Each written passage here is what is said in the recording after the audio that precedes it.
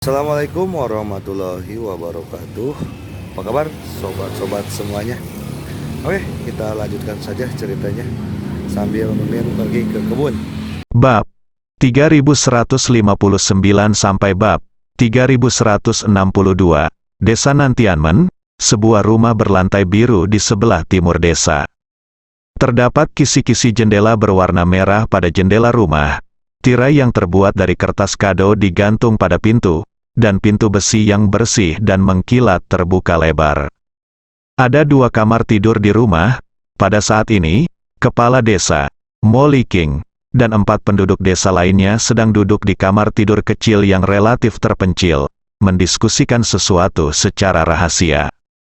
Ini adalah rumah Molly King, dan fakta bahwa keempat penduduk desa ini dapat duduk di rumah Molly King menunjukkan bahwa status mereka tidak rendah. Faktanya, keempat warga desa ini adalah warga senior desa Nantianmen, 4 warga desa paling berwibawa di bawah kepala desa. Salah satunya berkepala botak, tidak tinggi, dan bermata sipit, dikenal dengan nama Liu Balzi. Ada juga laki-laki yang biasa memakai rompi merah dan pinggang bungkuk, menderita polio, kalau bicara mulutnya nyengir, namanya Sulawesi. Ada lagi yang memakai jas dan berkeringat banyak tanpa melepasnya. Dia memiliki gaya rambut Mediterania dengan rambut yang sangat jarang, namanya Guangkun. Yang keempat tinggi, bertangan kuat, berkumis, namanya Tian Laoki. Keempat orang ini semuanya mempunyai kedudukan penting di desa. Segala urusan besar dan kecil di desa diputuskan oleh mereka dengan berkonsultasi dengan kepala desa.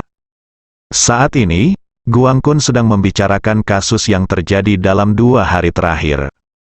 Alam rahasia di bawah jurang pegunungan salju Siberia Timur ini bukan hanya rumah bagi desa Nantianmen. Tempat ini terbagi menjadi 4 wilayah rahasia, Tenggara, Barat Laut, dan Barat Laut. Ye Chong, Zhou Yutong dan Dongfeng hanya berada di desa Nantianmen di distrik selatan. Selain itu ada desa Dongtianmen, desa Sisenmen, dan desa Beitianmen. Menurut kakak ipar ketiga sebelumnya, waduk di sebelah timur tempat ditemukannya jenazah adalah waduk Gunung Gading di desa Dongtianmen.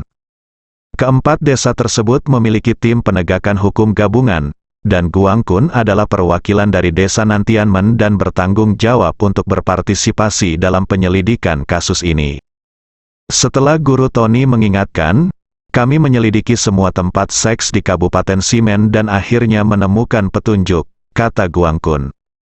Kabupaten Simen adalah nama kolektif untuk seluruh dunia rahasia. Kami telah menyelidiki dengan jelas. Wanita ini bernama Xiaoli, dan dia memang seorang wanita muda. Sekarang kami telah menyelidiki alamatnya dengan jelas. Kami yakin pembunuhnya akan segera ditangkap, kata Guangkun. Setelah mendengarkan kata-kata Guangkun, Liu Balzi berkata dengan sedikit tergagap, wanita ini sungguh menyedihkan. Dia meninggal dengan mengenaskan. Saya mendengarnya, wajah itu memar semua. Bagaimana kamu tahu?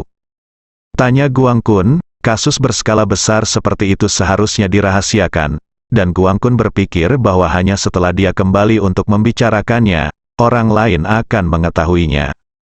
Dia belum menceritakan detail mayat wanita tersebut. Bagaimana Baldi Liu bisa mengetahuinya? Guangkun, sekarang kamu tidak tahu. Semua orang di desa kami tahu, kata Liu Balzi. Guangkun tertegun. Apa, itu tidak benar. Saya mendengar bahwa kakak ipar ketiga kebetulan berada di dekatnya ketika mayat wanita itu ditemukan, kata Sulawesi sambil nyengir. Iya, Guangkun, kamu tidak pulang ke rumah selama 2 hari ini. Semua orang di desa mengetahui berita ini. Kamu masih belum tahu siapa kakak ipar ketiga itu, kata Tian Laoki. Wanita tua ini tidak punya cara untuk tutup mulut. Dia harus dikurung, Guangkun berkata. Kepala desa, menurutmu kamu tidak mempedulikannya? Pada saat ini, Molly King sedang berpikir. Alih-alih menjawab Guangkun, dia bertanya, Guangkun, ketika kamu sedang menyelidiki kasus ini, apakah kamu menemukan sesuatu yang istimewa? Ada yang istimewa? Guangkun memikirkannya sejenak. lalu menggelengkan kepalanya dan berkata dia tidak tahu, tidak ditemui. Mo Liking berkata, ada sesuatu yang sangat mencurigakan tentang masalah ini. Harap lebih memperhatikan saat Anda menyelidikinya. Menurut saya tidak sesederhana itu. Guang Kun mengangguk. Setelah itu, beberapa orang terdiam beberapa saat. Ngomong-ngomong kepala desa, Ye Chong, saya dengar dia pergi misi lagi, kata Tian Laoki. Mo Liking mengangguk, kepala desa. Apakah anak ini benar-benar orang yang sama yang datang terakhir kali? Liu Balzi bertanya. Mo Liking mengangguk lagi. Apakah ini kehendak Tuhan?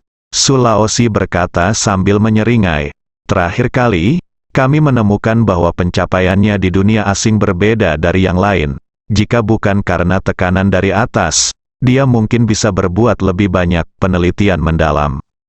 Mo Liking mengangguk perlahan. Ya.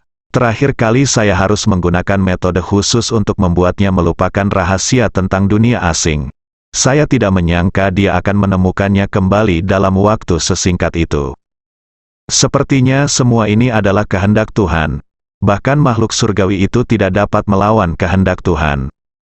Tian Laoki berkata, saya harap kali ini, anak ini dapat membantu kita memenuhi keinginan yang telah lama kita dambakan. Baiklah. Sukses atau gagal, ini langkah yang bagus, kata Guang Kun. Mo Liking tersenyum, dan terlihat jelas ada harapan dan kekhawatiran di matanya. Saat ini, Ye Chong, yang berada di dunia asing, berada di ruang perjamuan, mencoba yang terbaik untuk menjadi penjahatnya. Protagonis dari buku, Para Senior Gila Ingin Membunuhku Setiap Tahun, Li Ritian, benar-benar bingung saat ini. Dia baru saja dimarahi oleh Lin Waner, dan di mulut Lin Waner, dia menjadi orang yang menjijikkan, orang yang sengaja datang ke pesta pertunangan seseorang untuk menimbulkan masalah. Bukan hanya Lin Waner yang berpikiran seperti ini, semua orang di tempat kejadian juga berpikiran sama. Di mata semua orang, sepertinya Li Ritian sengaja menimbulkan kerusakan. Jelas bahwa Lu Sanjin dan Lin Waner benar-benar mencintai satu sama lain. Jadi Li Ritian bersikeras datang untuk menimbulkan masalah. Dia selalu kasar dan ingin memulai perkelahian. Di mata semua orang, Li Ritian ini benar-benar penjahat. Bahkan Ye Chong sendiri tidak tahu bagaimana mencapai efek ini. Dia jelas tidak melakukan apapun, dia hanya ingin menjauh dari Lin Waner dan Li Ritian. Tapi sekarang, Li Ritian berada dalam situasi ini dan menyalahkan Ye Chong. Li Ritian memandang Ye Chong dengan tatapan marah. Ye Chong tidak bisa membantu tetapi diam-diam berkata, tidak. Melihat mata Li Ritian, dia sepertinya ingin membunuhnya. Ye Chong berpikir dalam hati bahwa dia benar-benar tidak beruntung. Pria gendut di sampingnya dan beberapa bawahannya diliputi amarah dan ingin menyerang Li Ritian. Aku, Cao, kamu bajingan, apa yang kamu lihat? Jika kamu melihatku lagi, apakah kamu percaya aku akan mencabut bola matamu? Pria gemuk itu mengutuk. Saat dia mengatakan itu, pria gendut itu hendak melangkah maju, dan sepertinya dia ingin menamparkan Li Ritian terlebih dahulu sebelum dia menyerah. Ye Chongke ketakutan dan langsung memeluk erat pria gendut itu. Sekarang Li Ritian khawatir dia tidak dapat menemukan kesempatan untuk mengambil tindakan. Jika Fatih memberinya kesempatan ini, dia pasti akan mati mengenaskan. Dan mata Li Ritian membelalak, berharap pria gendut itu akan bergegas maju. Sialan, pria gendut, kemarilah, coba aku lihat apakah kamu berani memukulku. Sebaliknya, Ye Chong menghentikan pria gendut itu dan menolak membiarkannya datang, maju. Oleh karena itu, di mata semua orang, Ye Chong, yang juga dikenal sebagai Lu Sanjin, berusaha sekuat tenaga untuk menghindari konflik dan menghindari masalah yang lebih buruk. Li Ritian, sebaliknya, terus menimbulkan masalah. Satu ke atas dan satu ke bawah, keputusan dibuat. Cukup, Li Ritian, keluar dari sini. Jika kamu tidak keluar, aku akan meminta seseorang untuk mengusirmu, kata Lin Waner dengan marah. Wajah Li Ritian menjadi panas setelah dimarahi oleh Lin Waner. Dia mewakili sisi lurus, dia orang baik, bagaimana dia bisa mencapai level ini? Orang-orang di sekitarnya menunjuk dan berbicara ke arah Li Ritian. Li Ritian tidak malu tinggal di sini lagi. Oke, aku pergi, Waner. Jika kamu membutuhkannya, kamu bisa datang kepadaku kapan saja. Aku tidak akan pernah mengizinkannya. Kamu terpaksa, kata Li Ritian. Sebelum dia bisa menyelesaikan kata-katanya, dia disela oleh Lin Waner. Pergilah. Siapa orang ini? Mengapa dia begitu berkulit dua? Itu tidak baik. Pasangan itu sangat penuh kasih. Dan dia masih berani membuat masalah. Nona Lin menyuruhnya keluar. Tetapi jika dia tidak keluar, mengapa dia masih di sini? Sungguh pria yang berminyak. Aku merasa mual hanya dengan melihatnya. Orang-orang di sekitarnya berkata satu demi satu lain. Wajah Li Ritian terasa panas dan dia tidak punya pilihan selain pergi dari sini untuk sementara. Ketika dia pergi, dia melirik ke arah Ye Chong dengan tajam. Lu Sanjin, aku ingat kamu. Aku, Cao, jangan, apa hubungannya denganku? Ye Chong bertanya. Aku bersedia berhenti, Li. Ritian tidak mendengarkan penjelasan Ye Chong dan berbalik dan pergi. Setelah beberapa detik hening, Pastor Lin berdiri lebih dulu. Haha, saudara Lu, maafkan saya tidak tahu apa yang dilakukan anak ini. Jangan merusak suasana baik hari ini karena dia, haha. Iya, Lu Nantian tersenyum dan berkata, di mana kita bicara sebelumnya? Pastor Lin berkata, kalau soal pertunangan antara putriku dan Sanjin, itu mulai berlaku. Lu Nantian mengangguk puas. Ye Chong sedikit tidak senang.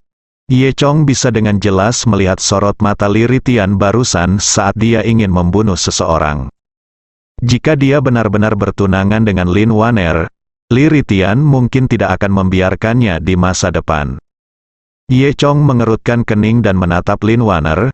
Aku berkata, bukankah kamu sangat membenci kami? Apakah kamu tidak menyukaiku? Mengapa kamu tiba-tiba setuju untuk bertunangan denganku sekarang?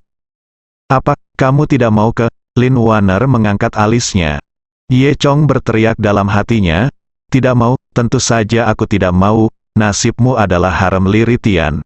Pergi dan jilat dia dan itu saja. Mengapa repot-repot denganku? Kamu tidak suka aku. Lin Waner mendengarkan lagi, ketika sampai pada kata-kata Ye Chong. Apa, Lu Sanjin? Kamu benar-benar ingin menjauh dariku? Lin Waner berseru dan menghentakkan kakinya dengan marah. Lu Sanjin sialan ini, aku, putri tertua keluarga Lin, betapapun buruknya aku, tidak bisa menjadi harem bagi orang lain, namun aku masih ingin menjilat harem orang lain. Dan kenapa kamu selalu mengasosiasikanku dengan orang menjijikkan itu? Apakah aku begitu tak tertahankan? Bisakah kamu layak menerima orang yang menjijikkan seperti itu? Semakin Lin Waner memikirkannya, dia menjadi semakin marah, dan matanya menjadi merah. Ye Chong terdiam, dia jelas tidak mengatakan apa-apa. Oke, Lu Sanjin, aku akan bertunangan denganmu hari ini, dan aku mengandalkanmu. Bagaimana kalau begitu? Lin Waner berkata dengan marah. Melihat kelainan Lin Waner, Lu Nantian bertanya dengan prihatin. Ada apa dengan keponakan Lin? Ya, dia pasti terlalu bahagia, Pastor Lin berkata dengan canggung. Lin Waner menyeka matanya dan berkata, ya, saya sangat senang. Pria gendut itu memimpin, dan semua orang di sekitarnya langsung bertepuk tangan. Ye Chong adalah satu-satunya yang tidak bisa tertawa atau menangis. Sepertinya ada beberapa hal yang benar-benar tidak bisa saya hilangkan. ... Pesta pertunangan sudah berakhir, tapi misi penjahat Ye Chong belum berakhir. Ye Chong mengikuti Lu Nantian kembali ke keluarga Lu. Jelas sekali, Lu Nantian sangat senang hari ini. Dia sangat puas dengan penampilan Ye Chong dan Lu Sanjin hari ini. Haha, Sanjin, kamu benar-benar membuatku terkesan hari ini. Aku benar-benar tidak menyangka bahwa kamu benar-benar tahu cara bermain keras dan belajar bermain trik. Namun, berkat trikmu, jika tidak, kamu tetap tidak akan menjadi seperti itu. mampu mengambil alih keluarga Lin, gadis yang cantik sekali. Lu Nantian memuji Lu Sanjin. Mengenai pemahaman Lu Nantian, Ye Chong hanya bisa mengungkapkan tawa dan tawanya. Kamu bertunangan hari ini, setelah kamu menikah, semua yang ada di keluarga Lin akan menjadi milikmu. Itu semua tergantung pada kinerjamu di masa depan. Jika kamu bekerja dengan baik, aku mungkin tidak akan memilihmu sebagai penerusku, kata Lu Nantian. Ye Chong tersenyum dan tidak tertarik dengan hal ini. Namun, Lu Nantian tidak melihat sesuatu yang aneh pada Ye Chong. Dia berkata, ngomong-ngomong, Sanjin, kamu pergi ke rumah sakit untuk menemui ayah baptismu. Penyakitnya sangat serius sekarang. Menurut hubungan antar karakter dalam The Crazy Seniors Want to Kill Me Every Year, Lu Sanjin memiliki ayah baptis. Statusnya lebih tinggi dari Lu Nantian. Dan ayah baptis ini akhirnya menjadi antek setia Li Ritian, membantu Li Ritian menangani Ye Chong. Ye Chong ingin menolak, tapi tanpa diduga, pemandangan di sekitarnya berubah di detik berikutnya, dan dia langsung datang ke koridor rumah sakit. Sepertinya plot ini harus dikembangkan, Ye Chong tersenyum pahit di dalam hatinya. Rumah sakit ini sangat besar, dengan orang-orang yang datang dan pergi, dan lingkungan sekitar berisik. Wajah orang-orang terlihat cemas, banyak dokter berjas putih berjalan tergesa-gesa di koridor.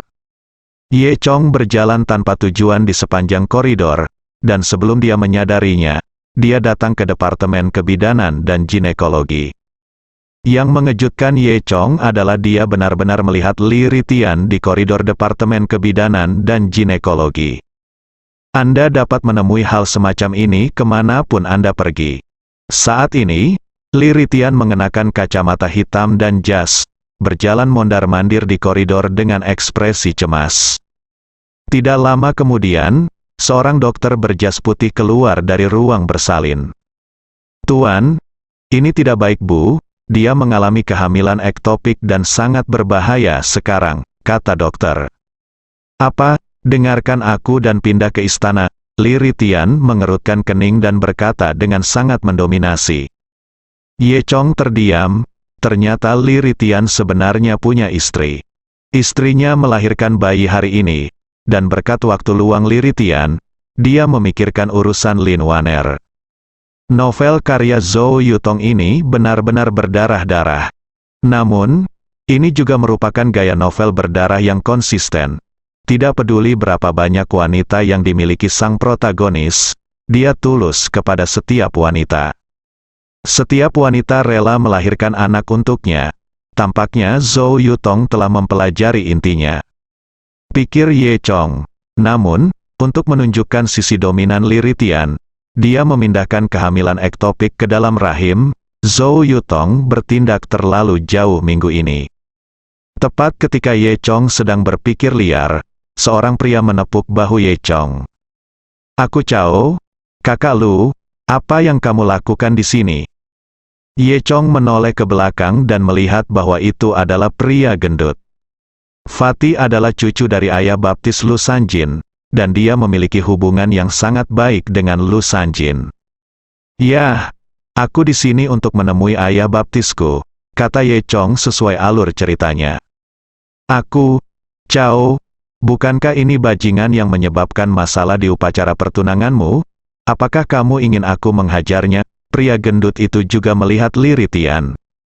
Ye Chong dengan cepat menghentikan pria gendut itu dan berkata, jangan lakukan apapun dengannya. Pria gendut itu menghela nafas, saudara Lu, kapan kamu menjadi begitu pengecut? Ayo, kita lihat kakek. Ye Chong tidak menjawab dan mengikuti Fatih keluar dari sini.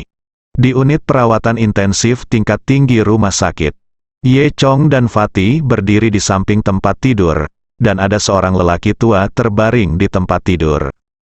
Lelaki tua itu setengah bersandar di samping tempat tidur, dengan ekspresi sakit di wajahnya. Sekilas, lelaki tua ini sedang sakit parah. Sanjin, kamu di sini, bocah nakal, kamu sudah lama tidak datang menemui ayah baptismu, kata lelaki tua itu.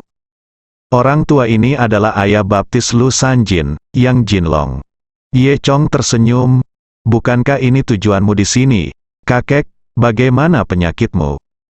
Yang Jinlong menghela nafas dan berkata, aku khawatir aku tidak akan bisa bertahan hidup kali ini, Pak Tua, tapi setelahnya melihatmu, bocah bau, penyakitku sudah setengah sembuh. Kakek, jangan bicara omong kosong. Kenapa kamu tidak bisa bertahan, aku di sini? Seorang gadis berusia 20-an masuk dari luar. Ting Ting, kamu kembali. Pria gendut itu sangat senang melihat gadis itu. Ting Ting ini adalah sepupu Fatih dan dia sangat cantik. Dan Ye Chong tahu bahwa Ting Ting ini juga merupakan salah satu harem protagonis. Ting Ting jelas membenci pria gendut itu, dia hanya mendengus dan bahkan tidak melihat ke arah Lu Sanjin. Dia semakin tidak menyukai Lu Sanjin. Saya melihat Ting Ting berjalan ke arah Yang Jinlong. Kakek, jangan khawatir, selama saya di sini, saya pasti bisa menyembuhkanmu. Ting Ting telah mempelajari keterampilan medis dari dokter terkenal di pegunungan sejak dia masih kecil. Meskipun usianya masih muda, keterampilan medisnya telah melampaui banyak pendahulu medis. Karena itu, Ting Ting memeriksa denyut nadi Yang Jinlong. Yang Jinlong berkata sambil tersenyum, oke, selama Ting Ting ada di sini, saya tidak akan khawatir. Setelah memeriksa denyut nadinya, Ting Ting berkata dengan percaya diri, kakek, jangan khawatir, saya pasti bisa menyembuhkanmu. Ting Ting mengeluarkan sekotak jarum perak dari saku mantelnya dan mulai memberikan akupuntur pada Yang Jinlong. Ye Chong dan Fatih memperhatikan dari samping. Pria gendut itu memuji, Ting Ting, kamu luar biasa, bisakah kamu benar-benar menyembuhkan kakek? Ye Chong mengangguk ketika dia melihat teknik terampil Ting Ting. Pada saat ini, pintu bangsal dibuka lagi, dan seorang pria paruh baya serta seorang kenalan masuk. Itu tidak lain adalah Li Ritian. Melihat Li Ritian, Ye Chong lalu teringat, bagaimana mungkin adegan hari ini tanpa Li Ritian? Li Ritian menyembuhkan kakek Ting Ting, sehingga dia mendapat apresiasi dari keluarga Yang dan hati Ting Ting. Memikirkan hal ini, Ting Ting tiba-tiba berbalik dan memutar matanya ke arah Ye Chong. Ye Chong tertegun, merasa seolah-olah apa yang baru saja dia pikirkan didengar oleh Ting Ting. Faktanya, itulah yang terjadi, Ting Ting baru saja mendengar pikiran Ye Chong. Ketika Li Ritian masuk, dia melihat sekilas Ye Chong dan Fatih. Brengsek, kenapa kamu? Pria gendut itu geram saat melihat Li Ritian. Li Ritian tidak menjawab, tapi menatap Ye Chong dengan amarah di matanya. Ye Chong menyentuh hidungnya dan pura-pura tidak melihat Li Ritian. Ting Ting, apa yang kamu lakukan? Tanya pria parubaya yang baru saja masuk. Dia adalah paman kedua Ting Ting, Yang Yue Dong. Aku mentraktir kakek, jawab Ting Ting tanpa menoleh ke belakang. Ting Ting, jangan konyol, cepat berhenti, paman keduaku telah menemukan ahlinya. Dia bisa menyembuhkan kakekmu, kata Yang Yue Dong. Ting Ting melirik Li Ritian. Apakah itu dia? Li Ritian tersenyum dan memperkenalkan dirinya. Halo, saya Li Ritian. Ting Ting hanya mendengus, Tuan Li adalah ahli pengobatan. Saya telah melihat kekuatannya dengan mata kepala sendiri. Dia bersedia membantu. Pasti tidak ada yang salah dengan penyakit orang tua itu, kata Yang Yue Dong. Hah, menurutku dia hanya pembohong, kata Ting Ting dengan marah. Ting Ting, bagaimana kamu bisa berbicara seperti ini? Tidak sopan sekali, kata Yang Yue Dong. Li Ritian tersenyum, tidak masalah. Biarkan saya melihat bagaimana keterampilan medis Nona Yang. Ting Ting mendengus dan terus memberikan akupuntur pada Yang Jinlong. Ye Chong mengetahui alur cerita selanjutnya dengan sangat baik. Ting Ting tidak bisa menyembuhkan Yang Jinlong, malah membuat Yang Jinlong semakin serius. Alhasil, Li Ritian mengambil tindakan dan menyelamatkan Yang Jinlong. Sejak saat itu, Ting Ting diam-diam mengagumi Li Ritian. Meskipun Ye Chong telah kehilangan kekuatannya sekarang, isi dari Sutra Medis Dewa Naga masih ada dalam pikirannya. Dia melihat Ting Ting memberikan akupuntur, diam-diam menggelengkan kepalanya, dan berpikir dalam hati. Gadis kecil ini memang ahli dalam keterampilan medis, dan pendekatan pengobatannya secara keseluruhan juga benar. Sayang sekali dia mengabaikan titik akupuntur yang besar. Jika titik akupuntur besar ini tidak disegel, serangkaian teknik akupuntur hanya dapat memiliki efek sebaliknya, dan itu akan membahayakan orang tua itu. Lupakan saja, sebaiknya aku berhenti ikut campur. Kurasa Li Ritian juga menyadarinya. Li Ritian sedang menunggu sesuatu terjadi pada lelaki tua itu. Lalu dia datang untuk menyelamatkan dan membawa lelaki tua itu kemari. Kalau tidak, bagaimana dia bisa menunjukkan kehebatannya? Bagaimana Ting Ting bisa jatuh cinta padanya dan menjadi dia harem? Aku hanya akan menjadi latar belakangku. Lihat saja Li Ritian berpura-pura menjemput gadis-gadis dalam diam. Cepat dan bawa gadis kecil ini ke harem sehingga dia bersedia menghangatkan tempat tidurmu. Pikiran Ye Chong adalah didengar oleh Ting Ting lagi. Setelah mendengar ini, Ting Ting menjadi marah dan hendak berbalik dan memarahi Ye Chong. Namun, dia tiba-tiba menemukan lubang besar yang disebutkan Ye Chong, dan dia memang mengabaikannya. Risiko yang besar, aku hampir membunuh kakek, Ting Ting berpikir dalam hati. Kemudian, dia segera mengeluarkan jarum perak dan menusuk lubang besar tersebut. Namun, bagaimana Lu Sanjin, seorang anak hilang yang belum mempelajari banyak hal, dapat memahami hal ini? Apa yang terjadi? Apakah dia selalu berpura-pura? Memikirkan hal ini, Ting Ting menjadi semakin penasaran dengan Lu Sanjin. Namun, tangannya tidak berhenti, dan setelah beberapa menit, warna kulit Yang Jinlong membaik. Ye Chong tampak terkejut saat melihat Ting Ting mengisi lubang yang hilang. Apakah ini baik-baik saja? Ting Ting menyembuhkan Yang Jinlong. Apa yang terjadi? Kenapa kamu tidak mengikuti rutinitas? Yang Jinlong disembuhkan oleh Ting Ting. Ada apa dengan Li Ritian? Mengapa Li Ritian menerima Ting Ting sebagai haremnya kali ini? Rencana Li Ritian tidak berhasil. Jadi dia tidak akan menyalahkanku, kan? Ye Chong selalu merasa sedikit bersalah tentang hal ini. Dia diam-diam menatap Li Ritian, dan benar saja, wajah Li Ritian tidak terlihat bagus dan dia menatapnya dengan tajam. Dan pikiran Ye Chong sekali lagi didengar oleh Ting Ting. Ting Ting sangat marah dan berpikir, sialan Lu Sanjin, apa yang terjadi?